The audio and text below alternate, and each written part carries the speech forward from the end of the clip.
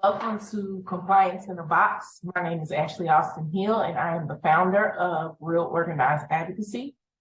Compliance in a Box is a tool that is geared towards helping individuals who are interested in opening up an assisted living facility here in Texas. This particular Compliance in a Box houses all of the information, including the research, the guidance, the regulatory agencies, what you will need to do in order to prepare the physical plan of the home, and then what you will need to do to prepare for caring for residents, training staff, understanding the regulatory compliance requirements, and navigating the Health and Human Services system, as well as the Texas Administrative Code. Health and Human Services is the governing agency that regulates assisted living facilities in Texas. The Texas Administrative Code is the guidance that assisted living facilities must use in order to meet the compliance standards that Health and Human Services oversees. So, with Compliance in a Box, you should be able to take a residential care facility or even a smaller commercial facility or a large facility that's 16 plus. Small facilities are 4 to 16 persons. Anything over 16 people is considered a large facility, okay? Whether it be a type A or a type B facility. Type A facilities are facilities that are geared towards individuals who can evacuate or egress from the home or facility within a certain amount of time without assistance from staff, okay?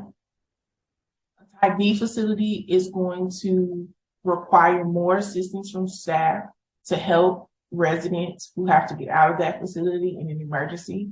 These residents typically are dealing with issues of Alzheimer's or dementia, or they have some type of physical limitation that requires them to need more care and more assistance when it comes to emergency situations, okay? So, included in the Compliance in a Box bundle are 3 ebooks. One is called Effective Planning for Assisted Living Facilities.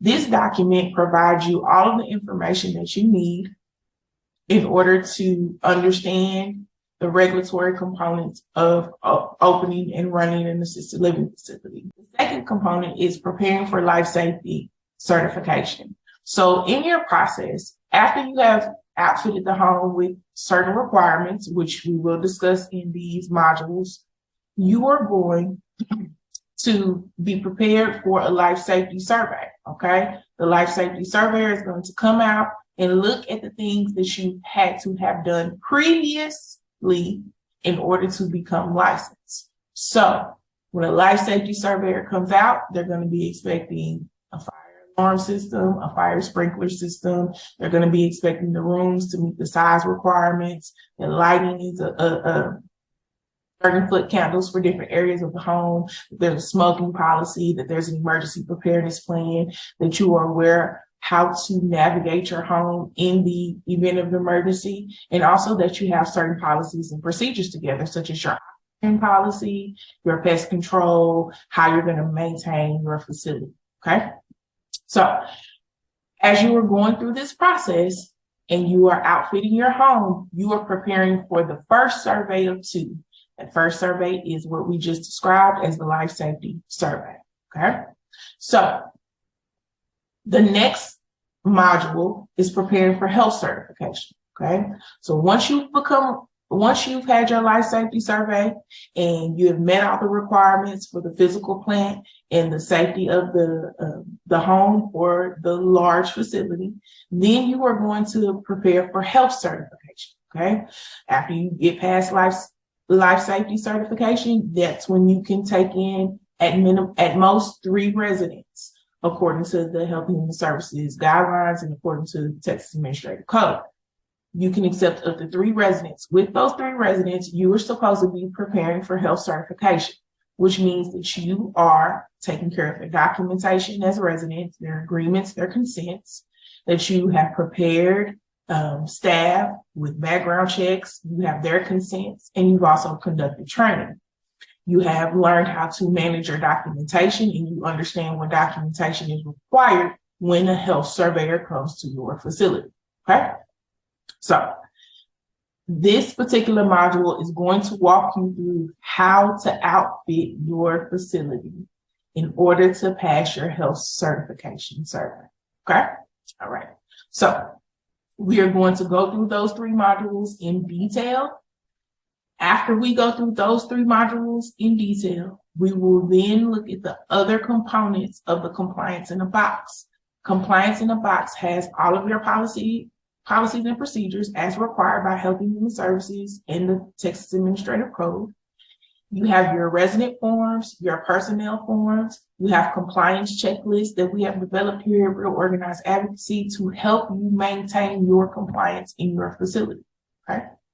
You will also have a checklist. It's called a Facility Startup and Development Checklist, and it is a guide to help you in succession develop the requirements of the facility and to monitor what you have done to ensure that when your surveys begin, you have marked all of the requirements off of your list, okay? You will also be able to look at what I call a policy and procedure review form. It has guidance in it that tells you what should be in the policies and procedures. So what we've put together in the policies and procedures also has a review form for you to go back through and to see if that particular policy and procedure set meets the standards that have been presented in accordance with the regulation, okay? All right. So you will also receive 2 one-on-one sessions with myself, Ashley Austin Hill, to help you navigate any concerns or questions, to help clear up any misunderstandings, or to help guide you in making decisions to meet the regulation and to meet the compliance standard, okay? All right.